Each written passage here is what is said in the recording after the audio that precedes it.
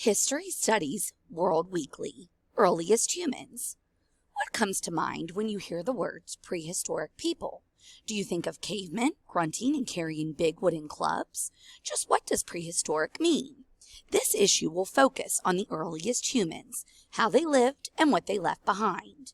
Prehistoric means before written records. The prehistoric period starts with what is called the Paleolithic age. Paleolithic is Greek for old stone. Scientists say this period of time began about 2.5 million years ago and continued until about 8,000 BC. The Mesolithic age is when early humans still hunted and fished as the basis of their existence, but also started to use new ideas such as bow and arrows, nets and spears. The Neolithic age, or New Stone Age, was a time when scientists say early humans stopped being hunter-gatherers and settled down in large groups to grow crops, domesticate or tame animals, and develop improved tools. To say that life was tough at this time is an understatement. There were no stores to go shopping for food or clothing. There were few types of shelter to protect you from animals and harsh weather. Your only weapons against a savage animal were your bare hands.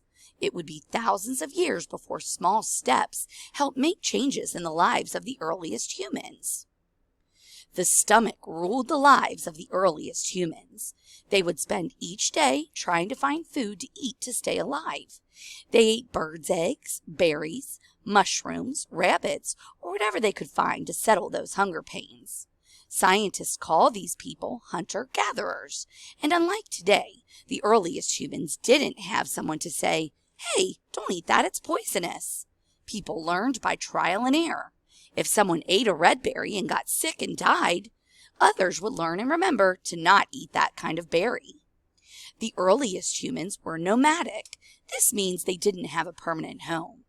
Instead, they wandered around following animals, their food supply. So would caveman be a good term for these people? Probably not, since most didn't have a cave to come back to each evening. Scientists think the earliest type of shelter was climbing a tree at night for protection from animals. For protection and to help search for food, the earliest humans lived in large groups called extended families. An extended family might include parents, children, aunts, uncles, cousins, and others. Very old cereal. Do you like sitting down to breakfast with a big bowl of your favorite cereal? Scientists say that prehistoric people did too. Sultana Maria Valimoti, an assistant professor of archaeology at Aristotle University in Thessaloniki in Greece, said they have discovered the world's oldest known cooked cereal. Dating back to 8,000 years ago, it seems that Neolithic Bulgarians enjoyed a hot cereal made of bulgur wheat. Valimoti said the grain was dried after first being boiled. Any large, coarse pieces were removed, and then the cereal was stored for eating throughout the year. When early humans wanted a bowl of cereal, they added warm water to the grain. Valimoti said the people living in the Mediterranean would have used natural sun in the hot summer months to dry out the grain. The cereal would have provided a nutritious meal any time throughout the year. Since bread developed long before cereal, scientists say humans may have had some toast with their hot porridge too. Prehistoric humans, new discovery. Some discoveries were made by accident. Fire was most likely discovered by accident. Perhaps lightning hit a tree causing a fire. Maybe someone rubbed two sticks together or struck two stones against each other and created a spark. Fire certainly changed the lives of prehistoric people. Scientists believe humans first used fire about 400,000 years ago, probably to frighten away animals. Over time, people began to use fire for light, warmth, and cooking. Weapons. The earliest weapons humans had were their hands. But coming upon a huge bear and fending it off with just your hands was probably not very successful. Humans did have an advantage over the animals, opposable thumbs that allowed them to pick up and hold objects. The earliest people probably threw things like sticks and stones at wild animals. It took thousands of years for them to think of sharpening these stones and sticks and fastening them together. A very handy stone for the earliest humans was called flint. Flint cut well and was easily broken. It was a sharp stone and was used for making arrowheads, scrapers, knives, etc. Fido joins early man. Taming of animals, or domestication, happened about 12,000 years ago. The first domesticated animal was probably the wolf. Hunters may have found a litter of wolf pups and kept them to raise as food. Raising their own food allowed prehistoric people to settle in one place. As time went on, domestication also provided wool, milk, and labor. The wool was used for clothing. The milk provided nourishment, and having animals to haul things made life a little easier. Early settlements. Most early settlements were near rivers or streams. Water provided fish for food, transportation, and fertile land for crops. People and animals also needed the water to drink. Hunters often killed animals as they drank from a stream or river. Farming begins. Because early humans were nomadic, they may never have noticed what happened to the seeds they spit out of their mouths. When they started to settle in one location, they noticed that seeds sprouted and grew. Early humans learned they could actually grow their own food. This was about 11,000 years ago. Agriculture, or growing crops, had begun. Early humans no longer had to spend entire days searching for food. For the first time, they had free time. This was a wonderful change that helped early humans have time to develop better clothing, weapons, tools, pottery, and paintings. Cave paintings. Why do you draw? Probably for something to do or express yourself. Scientists think prehistoric people drew on cave walls for the same reasons. Additionally, paintings may have been used to brag about a successful hunt or as a magical wish for success in a hunt. Some paintings may have had religious meaning. Early humans painted with charcoal, berries, and minerals mixed with water, animal fats, and oil. They used feathers, sticks, and hands as painting instruments. Some of the oldest cave paintings were found in Chauvet Cave in France. Its drawings may be more than 30,000 years old. Paintings of bison, deer, lions, owls, and panthers, two animals never seen before on a cave wall, were found. Red stencils of someone's handprint, perhaps a signature, were also found. Would you believe that no cave paintings have yet been found that show clouds, the sun, trees, rivers, campfires, tents, or mountains? Cave artists also rarely drew birds, fish, or snakes. Coming together. Extended families would eventually find other extended families to exchange surplus or extra goods with. Later, extended families joined together to create larger communities, but this created problems. Different families needed to cooperate to make the community successful. That wasn't always easy. They needed rules to live by. To help remember rules, a new idea would come about, a writing system. Early people developed picture writing to help remember the laws. With that, prehistoric people entered a new era, historic times. Learning about Otzi, the Iceman. In 1991, hikers found a body in the Ötztal Alps near the border of Austria and Italy. The frozen body was very well preserved in the glacier, still enclosed and carrying tools.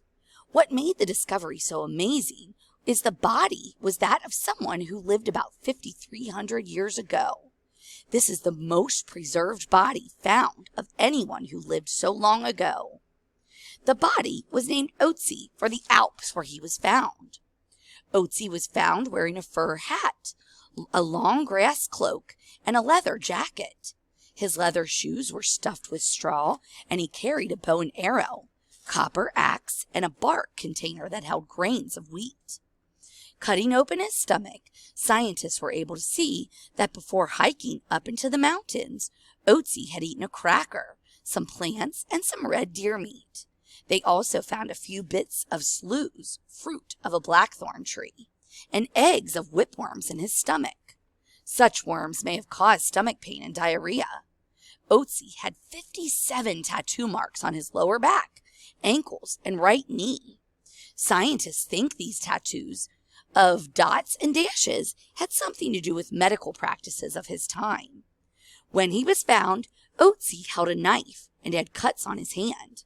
He also had wounds from being pierced with an arrow. An arrowhead was found in one of his shoulders. Researchers believe Otzi died from blood loss or from a blow to the head. After being defrosted for a short time to be studied further, Otzi is now resting in a deep freeze display in the South Tyrol Museum of Archaeology in Bolzano, Italy.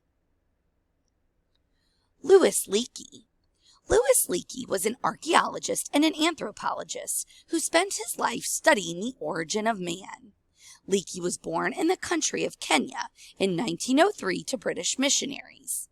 Leakey was the first white child the Kikuyu tribe, Kenya's largest, had ever seen. Leakey learned the language of the Kikuyu before he learned English, and was actually inducted as a member of the tribe when he turned 13. As a boy, Leakey loved searching throughout Kenya for birds to observe. One day, Leakey came upon stone arrowheads and tools. This is what made him decide to study human origins. After earning his degree from Cambridge in England, Leakey returned to Africa because he believed this is where humans originated. This idea was unusual at the time, since most scientists believed humans originated in Asia. Leakey and his wife Mary, who shared his desire to find the origins of humans, made a number of discoveries at Olduvai Gorge in northern Tanzania. The discoveries showed that many early humans walked the earth many years earlier than previously thought. One skull, Giganothropus, was believed to be 1,750,000 years old. Leakey's discoveries showed that Africa, and not Asia, had the oldest evidence of human life. Louis Leakey died in 1972 after almost 50 years of studying the origins of humans. His son, Richard Leakey, followed in his footsteps and founded the Louis Leakey Memorial Institute for African Prehistory in Nairobi, Kenya. Later, his grandmother, Louise, also started exploring human origins. World religions. Çatalhöyük. In central Turkey, southeast of the city of Konya, archaeologists are excavating Çatalhöyük, a Neolithic town that was settled 9,000 years ago. Scientists say Çatalhöyük, meaning forked mound, is one of the largest settlements found to date. It is estimated that 10,000 people called this area home. The settlement stretches over an area the size of 50 soccer fields. It was first discovered in the late 1950s. Archaeologists from Turkey, Great Britain, the United States, and many other countries are involved in studying the site. People that lived in Çatalhöyük built their houses of mud brick. The buildings were packed tightly together, and there are no streets. Archaeologists say that to get into the houses, people climbed in through holes on the roof. Beautiful murals, paintings on a wall, have been found inside the mud buildings. Artifacts made from wood, metal, and earthenware have also been uncovered. Should prehistoric cave paintings be open to the public? Authorities of Lascaux Cave in France noticed that visitors' breathing was causing mold to form on the cave paintings. The paintings date back to about 15 to 20,000 years ago. If they didn't do something, the paintings would be ruined. They made a drastic decision. They closed the cave to the public. Now many other caves with paintings are also closed or limited to only a few people a day. At Lascaux Cave, a replica cave was made close to where the real cave is found. Using photographs and painting methods the earliest human used, Lascaux Cave was recreated down to the same nooks and crannies of the original. It was made from concrete and painted by present-day artists. What do you think? Should caves be closed?